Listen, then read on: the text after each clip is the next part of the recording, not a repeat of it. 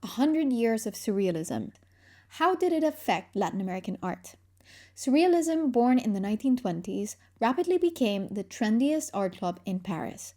If you wanted in, you needed approval from André Breton and his best friend Benjamin Perret, the ultimate gatekeepers of this avant-garde movement. Surrealism sought to unlock the power of the unconscious mind, embracing dreamlike, irrational, and fantastical elements in art and literature.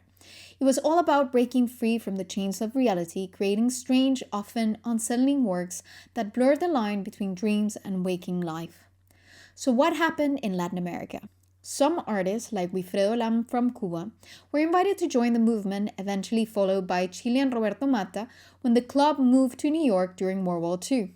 Women artists like Leonora Carrington and Remedios Varo were also welcomed into the Surrealist circle, not just because of their romantic ties to prominent members, Carrington with Max Ernest and Varo with Perret, but because Breton was deeply impressed by the quality of their work.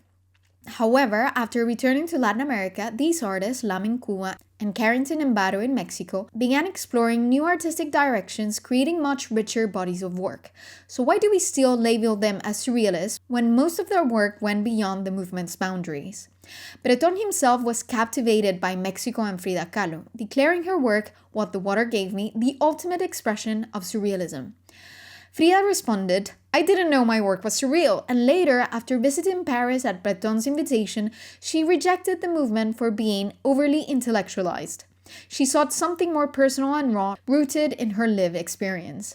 Roberto Mata held on to the surrealist label throughout his life, and other writers like Peruvian Cesar Moro organized the Surrealist exhibition in Mexico during the 1940s.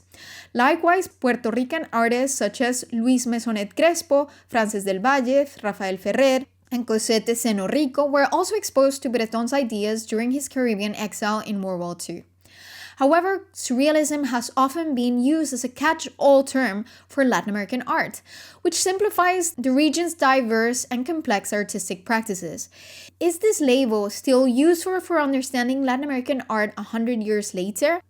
Or does it limit our view of these artists' deeper exploration and their unique cultural context? Join us in our course, A Brief History of Art from Latin America, where in our second class we dive into the Surrealist wave and its ripple effects across the continent.